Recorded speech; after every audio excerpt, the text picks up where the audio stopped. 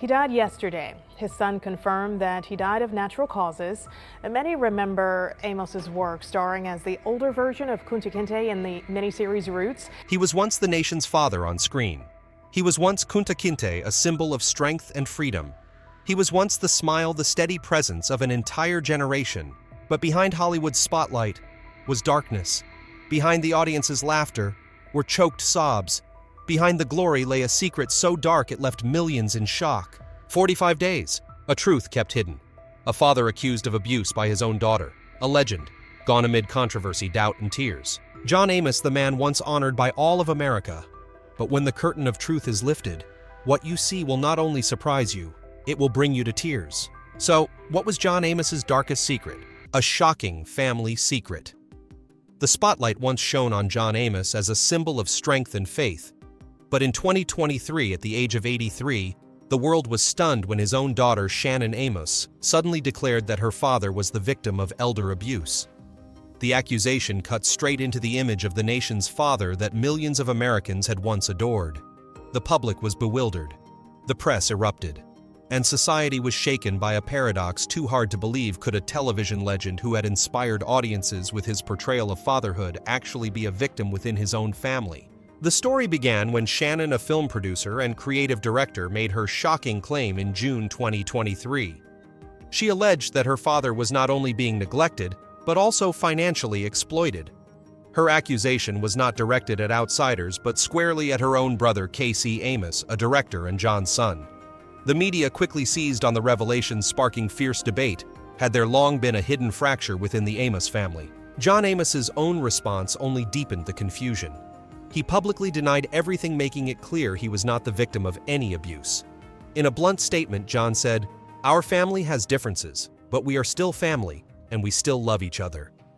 The Los Angeles police opened an investigation, but found no evidence to prove he had been abused or exploited. Yet the denial did not calm the public. Instead, it pushed the family's drama into the spotlight even more forcefully. The feud between his children escalated quickly. Shannon insisted K.C. was manipulating their father using the pretext of care to control his finances and even his artistic legacy. K.C., on the other hand, regularly posted videos of his father claiming he was healthy, happy, and that they were working together on a documentary called America's Dad, a project to honor John Amos's career. The clash turned into a full-blown public family drama, where every statement became fuel for new controversy. For audiences who had once seen John Amos as James Evans Sr., the devoted father protecting his family in good times, the scandal was unbearable. The image of the ideal father was now replaced with a harsh reality. An aging man trapped in a whirlwind of accusations, denials, and battles between his own children. Each detail only sharpened the pain. Media outlets reported a call between John and his lawyer during which he supposedly said his daughter had taken advantage of him. Later, his goddaughter claimed he did not even remember making that statement. The ambiguity left the public divided. Was John truly being manipulated with his memory fading? Or were his children exploiting his name in a battle for control? Born in 1939, John Amos was 83 at the time with declining health and frequent medical checks. Against this backdrop, Shannon's elder abuse claims struck deeper fears. Could a legend really be neglected in his final years? Could a 5-decade career filled with unforgettable roles from Roots 1977 to Coming to America 1988 end in such devastating pain within his own home? The public demanded answers. News reports, talk shows, and social media all cast the spotlight on the Amos family. On one side stood Shannon, insisting she only sought to protect her father from manipulation. On the other stood K.C., declaring he was the one standing by his father, working with him in his later years. Their fight not only fractured the family bond, but also thrust John Amos into the center of a public tragedy, where the world watched every crack in the family laid bare. The saga was more than just an accusation. It was a mirror reflecting the fragility of family ties in the modern age. John Amos, once admired nationwide as America's dad, now had to witness his own children embroiled in a bitter war of words, turning truth and trust into shattered fragments. His story in 2023 was like a tragic television drama, but this time there was no script, no director. This was real life, where a legend in his twilight years had to face the greatest pain of all, division within his own family. And for audiences, those who once wept at his performances, they wept again. But this time not for a character on screen, but for the real John Amos. The heartbreaking secret of death. 45 days hidden. The family accusations of 2023 had not yet faded when an even harsher tragedy struck. Just 1 year later, on August 21st, 2024, John Amos, the man once celebrated by the world, breathed his last at the age of 84. The official cause: heart failure. A seemingly simple, quiet ending, but in reality one veiled in mystery. Because that death was not announced right away, it was kept secret for 45 days. During those 45 days, the world still believed John Amos was alive. No press reports, no colleagues informed, no fans aware. Only the family, or rather only part of the family, held the truth. On October 1st, 2024, his son Casey Amos finally confirmed that his father had been gone for nearly 2 months. The announcement came so late it caused shock, the public was stunned, colleagues blindsided, and his daughter Shannon Amos had not even known. Imagine a daughter learning of her father's death through the media at the same moment as millions of strangers. Shannon cried out in pain, saying she felt devastated, abandoned, and full of questions when she discovered the truth from the news instead of from her own family. For a child, that was not only the grief of losing a parent, it was betrayal, a wound to the soul that may never heal. Questions erupted immediately. Why was the death of a legend hidden? Why was the truth locked away for 45 days? Many believed the silence was no accident but concealment with intent. Just 9 days after his death, John Amos's body had already been cremated. His ashes remained with Casey Amos. Everything happened quietly, quickly, and so privately it felt suspicious. But the heartbreak did not stop there. In John Amos's final hours at the hospital, one chilling detail surfaced. A woman appeared in the emergency room claiming to be his daughter. She spoke to doctors as though she had legal authority. Yet Shannon later insisted, "I am his only daughter." That woman lied. Who was she? How could she appear at such a critical moment, and who allowed her in? To this day, the mystery remains unsolved. The unusual silence combined with unanswered questions pushed the Amos family into yet another storm of conflict. Shannon accused Casey of deliberately hiding their father's death to serve financial interests, from altering wills to insurance benefits. Social media erupted with anger. One of John's relatives even wrote online he died on August 21st. The furious words cut like a scream from the heart. For fans, the incident was a double shock. They had once seen John Amos portray fathers who gave everything for their families. Now, in real life, he had to witness his own family torn apart by disputes. His death, instead of being a moment of loving remembrance, turned into a mystery steeped in suspicion. John Amos had once been America's dad. But in the end, when he left this world, he departed in silence amid family strife. That image was both tragic and ironic. It drew tears not only for the loss itself, but for how truth had been hidden, distorted, and exploited. Picture yourself as a fan on August 21st. You still smiled remembering his role as Cleo McDowell in Coming to America. You could still find his old interviews clips circulating online. But in reality, he was already gone. You only learned the truth 45 days later, when his ashes were already cold in an urn. That feeling was nothing less than a slap to the public's trust. Many American outlets called it a strange silence. Media experts noted that rarely had the death of a major star been kept secret for so long. Typically, Hollywood funerals become public event spaces where fans share grief with the family. But with John Amos, the public only learned when it was far too late. Few deaths in history have stirred such controversy. For John Amos, his passing was not just the end of a glorious life, but the beginning of a chain of unanswered questions. Was the truth buried with his ashes? Was it really just the natural death of an 84-year-old man, or was something darker hidden behind it? And most of all, would his children ever sit together to remember their father in peace instead of turning his legacy into a battlefield? John Amos, a father on screen, a legend in the hearts of viewers, was gone. But the way he was farewelled, the way truth was concealed, turned his death into one of Hollywood's most heartbreaking mysteries. And it is that secret which makes anyone who remembers him unable to hold back their tears. Terrifying behind-the-scenes secrets. If having his death hidden for 45 days was the final wound in John Amos's life, then being fired from the sitcom Good Times at the peak of his career was the deepest scar of his artistic journey. A wound that never healed, but at the same time proof of his unbending integrity, a man who dared to sacrifice glory to defend the truth. Let us return to the 1970s. Good Times, which premiered in 1974, was one of the first sitcoms on American television to portray an African-American family living in Chicago's public housing. As James Evans Sr., John Amos quickly became America's dad, a strong, stern father who nevertheless loved his children dearly. The show reached sky-high ratings, consistently ranking in the national top 10, and was hailed as historic for bringing the everyday life of a black family to screen, something Hollywood had rarely done before. But after only 3 seasons, viewers were shocked when James Evans Sr. was suddenly killed off in an off-screen car accident. No farewell scene, no chance for Amos to say goodbye to the audience.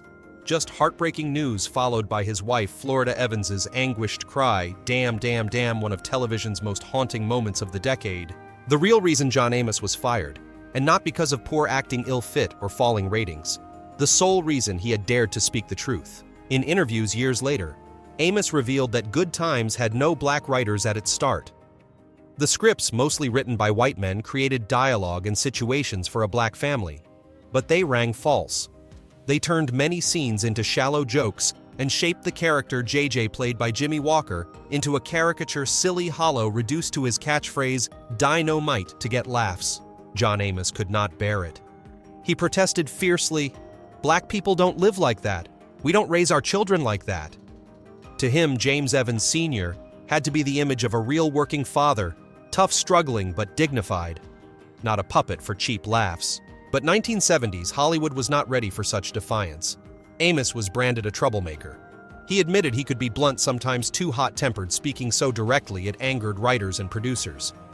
Then one day Amos received a call from Norman Lear, the legendary producer of Good Times. Lear told him, "The good news is the show has been renewed for 24 more episodes. The bad news is, you won't be in them." That cold announcement ended Amos's journey with Good Times. Audiences at the time never knew the truth. They only saw James Evans Sr. vanish. But for Amos, it was the price of integrity. He chose to lose his job, his fame, rather than accept a distorted image of black life on television. The sudden death of his character shook viewers. Fans mourned, sent letters of protest. His co-star Esther Roll, who played Florida Evans, James's wife, was outraged too. Roll bluntly declared, "I cannot keep acting if the father is erased and the children are reduced to comic relief." She left the show, temporarily returning only when the scripts changed, but the wound left an indelible mark. For John Amos, being fired from Good Times was a heavy blow. He was at his peak, beloved across America. But afterward, he was almost stamped as difficult to work with. Many producers hesitated at his name. His career veered off course, and he had to fight twice as hard to prove his talent in later projects. Yet it was from that painful turning point that Amos found another defining role, adult Kunta Kinte, in Roots 1977. Had he not left Good Times, he might never have shown in such a groundbreaking work on black slavery history, a performance that earned him an Emmy nomination. Looking back, the Good Times incident was clear proof of John Amos's character: outspoken, principled, unwilling to bow to falsehood. He once said, "I have no regrets. I'd rather lose my job than betray the truth." That was not just a statement, it was a life philosophy, a choice that shaped his career. Today, when viewers rewatch Good Times, they remember the gentle smile, the stern but loving eyes of James Evans Sr. Few know that behind that model father figure was an actor who paid the real price off screen. An actor who stood up, who dared confront Hollywood itself to protect the dignity of black people on television. And that is what made John Amos's career legendary. He was not just America's dad. He was an emblem of integrity, of pride, a man willing to sacrifice himself to safeguard the dignity of his community. The Good Times story was not merely an industry secret. It was a reminder television glory is not always bright. Behind the audience's laughter, there are hidden battles where artists like John Amos had to risk everything to keep the truth alive. And the price at times was a career, an image, even honor itself. John Amos chose the hardest path, but it was that very path that made him a legend, not only on screen but in real life. Unexpected turning points before stardom. Before becoming America's beloved TV dad, before his name was tied to Good Times or Roots, John Amos's life passed through twists and turns almost too incredible to believe. His journey was not a straight line toward Hollywood, but a series of trials, failures, and painful setbacks that forged the resilience and grit that defined him. Born in 1939 in Newark, New Jersey, John Allen Amos Jr. grew up in a working-class family. As a boy, he never imagined becoming an actor. His dream was sports, the fiery aspiration of American youth in the 1950s. With a strong athletic build and natural stamina, John stood out in high school. He pursued football and boxing as if destined for them. In his 20s, Amos even became a Golden Gloves champion, a prestigious amateur boxing title. His powerful punches won matches in the ring, and he dreamed of one day becoming a professional sports star. But football was his greatest love. After high school, John earned a scholarship to Colorado State University, where he majored in sociology and played guard for the college football team. Off the field, he nurtured his belief that football would take him to the top. In 1964, at age 25, Amos signed as a free agent with the Denver Broncos of the AFL, a precursor to the NFL. It felt like the moment his dream had come true. But just 2 days into training camp, a hamstring injury shattered everything. Amos was cut from the team. His dream ended in an instant like a crushing blow. Refusing to give up, he tried again with semi-pro teams like the Canton Bulldogs, Joliet Explorers, and Norfolk Neptunes. In 1967, he even tried out for the Kansas City Chiefs. But legendary coach Hank Stram delivered the blunt verdict Amos would never forget. "You're not a football player. You're just someone trying to play football." It was painful, but it was the truth. Rejected and cast aside, Amos fell into a difficult chapter of his life. A failed athlete, a young black man in that era, opportunities were scarce. But those struggles hardened his resolve. If he could not conquer the field, he would find another arena. And fate opened a surprising door: acting. John Amos started with small, humble jobs. He worked in advertising, wrote short scripts, and took amateur acting classes. His deep voice, commanding presence, and natural wit soon drew attention. His first big break came when he was cast as Gordie Howard the Weatherman on The Mary Tyler Moore Show, 1970-1973. It was a small role, but enough to showcase his charm and humor. Viewers were surprised a former football player turned into a charismatic TV personality. But Amos was not content with minor roles. He worked tirelessly to hone his craft, pushing forward step by step. His acting career gained momentum, leading him eventually to Good Times and Roots. Looking back, it was the failures in sports that forced him to discover his true calling. Without that hamstring injury in 1964, without those bitter rejections from football teams, the world might never have known John Amos the actor. In his later interviews, Amos often spoke with pride about that period. "Sports taught me discipline, but failure taught me perseverance. That's what allowed me to survive in acting." Indeed, his athletic foundation gave him the strength to endure the brutal realities of Hollywood. The story of John Amos's youth is not just about leaving behind a broken sports dream for success in acting. It is proof of a philosophy. Sometimes failure is the springboard to finding oneself. An injury that seemed career-ending opened the door for John Amos to enter the history of American television. From the Golden Gloves ring to the Denver Broncos field to the television screen, John Amos walked through unexpected crossroads. And those very turning points built the foundation of a legend. A man who stumbled many times, but each time rose stronger until he finally reached the lights of Hollywood. A glorious career and unforgettable roles. Looking back at John Amos's career spanning more than half a century, one cannot remember just one role. He embodied multiple icons, from the steadfast father in Good Times, the proud enslaved man in Roots, to the humorous restaurant owner in Coming to America. Each role, each character was like a puzzle piece, shaping the complete portrait of a television and film legend. After the bitter loss with Good Times, it seemed his career would stall. But perseverance led him to the biggest opportunity of his life, Roots 1977. In this epic miniseries, he played the adult Kunta Kinte, an unbroken symbol of those shackled by slavery. The older Kunta, with eyes full of anger and pride, left a deep mark on audiences. That role not only earned Amos an Emmy nomination, but also made him inseparable from one of television's great turning points. Roots became a cultural phenomenon, moving millions to tears, and Amos was part of its very soul. Yet Amos refused to be boxed into tragic roles. He proved his versatility with a wide range of performances. In Coming to America 1988, he played Cleo McDowell, the cheerful father and owner of a fast food restaurant that parodied McDonald's.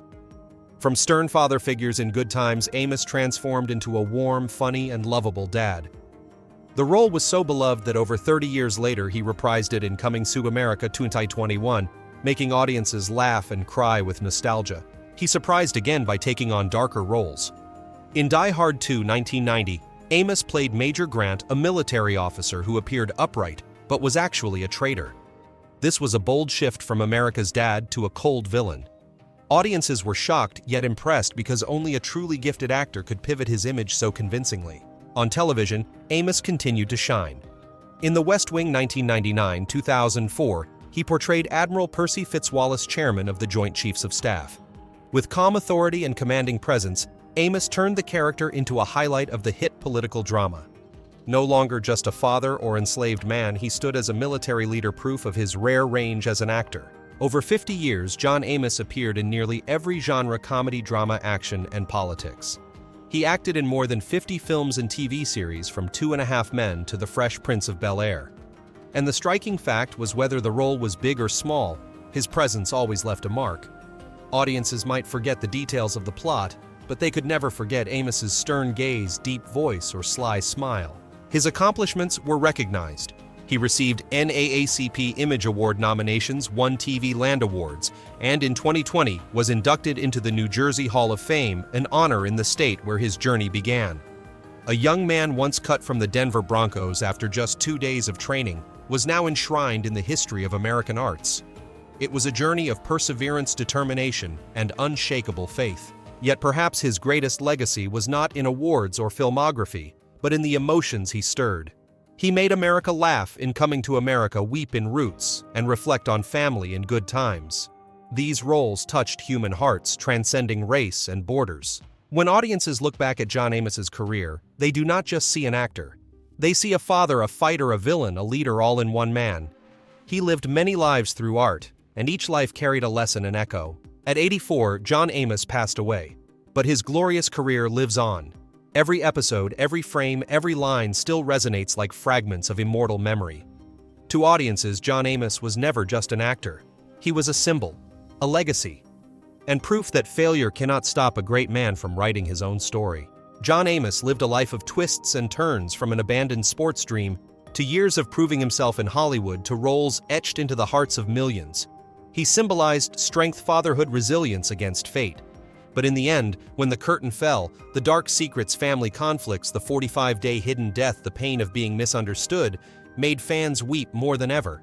And perhaps it is that raw truth that made John Amos profoundly human, not just a screen legend, but an example of endurance and integrity.